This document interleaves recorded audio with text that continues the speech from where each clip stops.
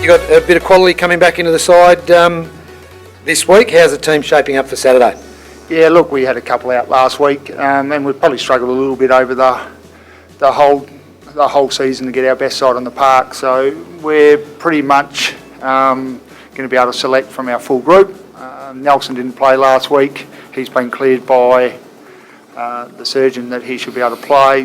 Keitel missed with a slight ankle, and there's a couple others who'll probably sneak back in as well, but I'm willing to tell you that after Todd tells me how many of his 6 are coming in as well. All right, we'll go straight to you then, Todd. Fantastic. The footy club's got 3 teams in the qualifying final this week. How's the feeling around the club? Yeah, obviously the feeling around the club's really positive. It's a great effort by a lot of people. So to get all 3 grades able to play at home first week of the finals is fantastic. So haven't played finals at senior level for 5 years, so really looking forward to it. Yeah, look, he's very good around clearances. His hands are exceptional in close, and they'll need to be. I think while there's a lot of sides who will lay claim to having the best midfield in the competition, I don't think any side bats any deeper through the middle than South Fremantle. They can throw a lot of different looks at you there. So the best news for us was Shane's been, it's well documented, we were 1 and 4, and then Nelly came back and we won 11 of our next 12, and Nelly played in all of those, so he was puffing his chest out, saying it was all to do with him. And so we're able the last couple of weeks to win without him, so that was a real positive. But look, he's just a quality kid, quality player, and wins a lot of the footy. But there's other things that we need him to do, and there's other things our mids need to do to keep the South mids in check. Oh, I think so. Look, Shane's my view on Sandover Medals is that once people poll well, they tend to poll well each year. There's certain things that attracts the attention of the umpires, and Shane's a runner-up in the Sandover Medal, and I think maybe a top 4 or 5 in another year. So he's a chance. 12 or 13 games. Sometimes a little bit of momentum builds as well. So it might be this first couple back, he might not get those. I reckon if he played round 7 and round 8, if he polls in those 2 games, he would have polled in enough games to win, I think. So when it gets to that, 7 and 8 are the 2 key rounds for him. Yeah, look, start of the year we're really bullish. We wanted to win 12 games as quick as we could because we knew that would pretty likely play finals. So look, we go in with real confidence. I'd say most teams would, but we go in with a lot of confidence.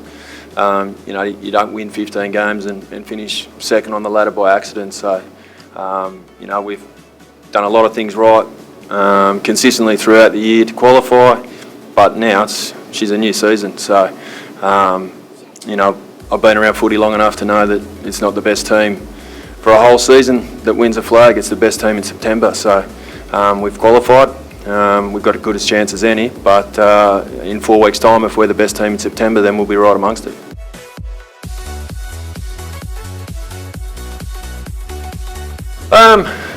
Look, it has to be an advantage. We train there, and we play there, and we spend a lot of time there. So, look, it's a really comfortable environment for the players to be able to play at home. We think we obviously know the ground and play the ground pretty well. So, but at the end of the day, once the ball's bounced, you still got to win hard ball and kick a winning score and defend pretty well. So, playing a really well balanced team, really well led. So it'll be a big challenge for us. Don't think there's really ever any favourites in footy. I've lucky enough to play in a couple of premierships, and in those years we were nowhere near favourites leading into September or even grand final day. So the best team on the day will win, and it's a new season. So at the moment, everyone's form's pretty square. Hopefully, we continue to turn out with the same effort that we have consistently throughout the year, and if we do that, we'll be pretty hard to beat, I think. Oh, look, I think all coaches are the same. I don't think about betting odds at all. even if I did, I wouldn't be allowed to. So whether you think we're favourites, whether you think we're underdogs is nearly irrelevant. A lot of my players don't and can't read, so they won't be able to find that information out unless you declare it on Channel 7, Barra. And in terms of playing the game, we play half our games away. It's not something we consider to be the important factor to winning. You list all the things we need to do about winning this week's game. Odds and venue are right down the bottom for me, and I'm sure most other coaches are the same.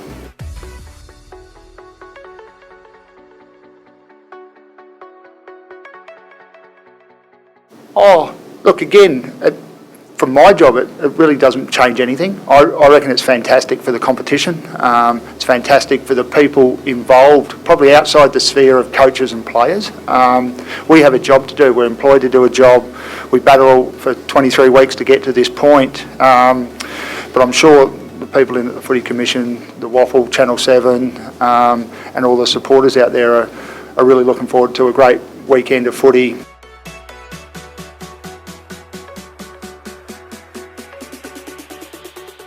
Oh, look, he's happy. So, I think that's the main thing around Cam, coming back into WA. Look, from the moment he's walked in, he's got a really infectious personality, and he's trained hard. He's helped our group. He's been a part of our group. So, look, he's been fantastic for us, and he's happy again. So, look, we're really pleased to see him smiling and enjoying life. So.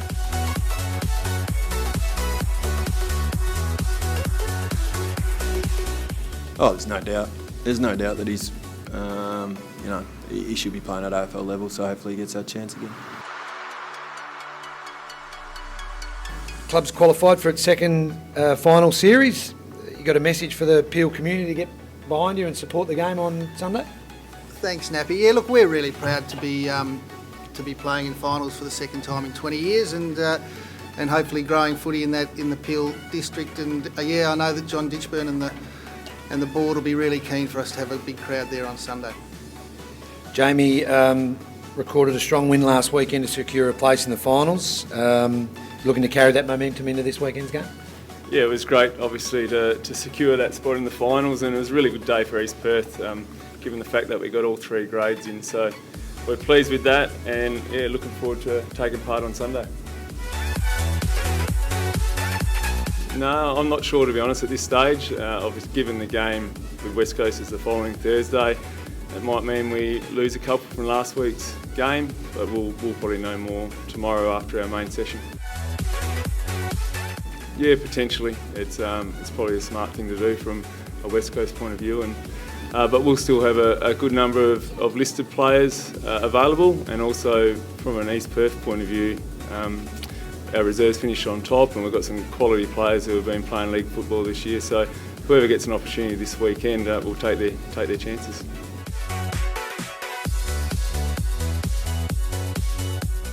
It may have gave us that extra day's opportunity, but it is what it is, and we're just pleased to be playing finals footy and looking forward to Sunday. Well, Tom, I had a bit of the same situation last year, but we only had 3 players play for us on the weekend. So I think it's a bit of a different kettle of fish, but I know what Jamie's going through, and he'll work through it, and no doubt they'll have a pretty good representation on the weekend.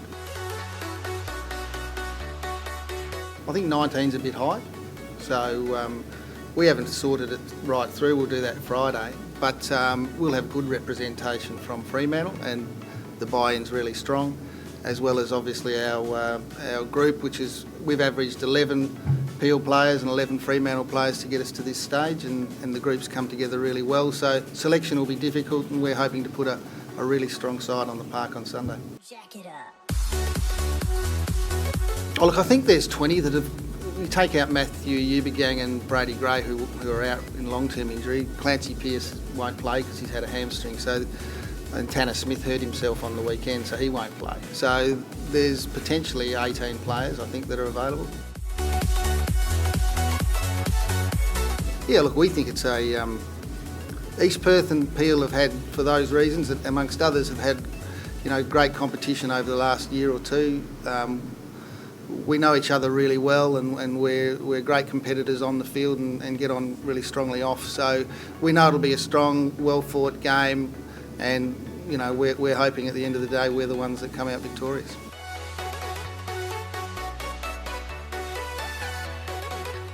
Yeah, we've had really strong dialogue between Fremantle and Peel over the time. We're maintaining our consistency of how we've gone about the year, not changing anything, and as everyone knows, we train separately, but we come together strongly on the weekend, and that'll be the same again this week.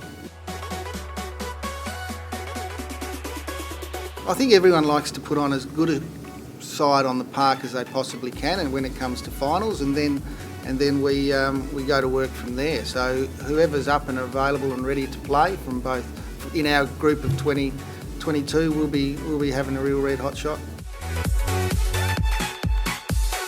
Oh, I don't know if our real focus isn't on flag at the moment. It's winning the first final for the Peel Footy Club, which they've never done in 20 years. So we're really keen on having that as our focus. And know we come up against a well-established foe who will also be up and wanting to win themselves.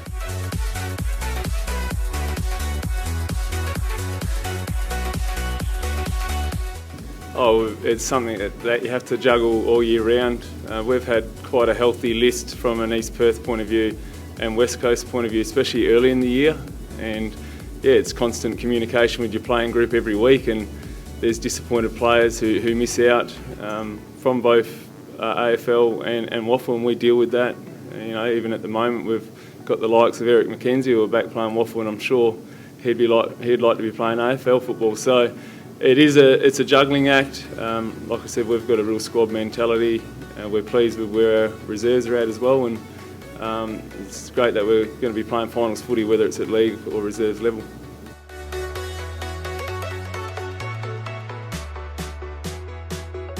I'm not sure if that decision's been made yet. That's something that Simo will do, and yeah, we find out who will play with us later in the week, and they're discussions you have around their game. But as far as Eric goes or any other players, we're not too sure who we'll have at this stage. No, I just mentioned in previous weeks they're the types of players who we've been dealing with. So you get that from an AFL level and also from a WAFL league and reserves level. They're just conversations that you have to have weekly. No, it's if he gets held over, it means that he's a chance to play Friday night for West Coast Eagles. So any listed player that does come back out, we want to see him playing quality footy with East Perth and getting that opportunity to play with Eagles. So if that's the case, that's fine. And like I said, we've got plenty of players who are looking forward to their opportunity for Sunday.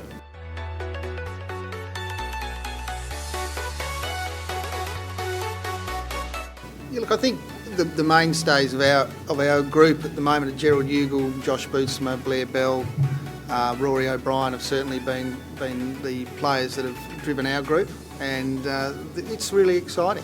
And but nothing's for granted. They know that they've got to put a lot of hard work and play really strongly on the weekend but it'll be important. It's important to them, and hopefully that importance is infectious. To be honest, I'm not too sure. I thought Jackson Nelson played really well on the weekend. Mitch Brown had a good game. Eric himself played well. So there's a number of guys that potentially could get held over. And like I said, that's about all I know at this stage. We've got our main session tomorrow with West Coast, as we do with East Perth. Oh, it would be. They're quality players, and anyone would love to have them in your team. But like I said, we've got some real good experience who played well on the weekend.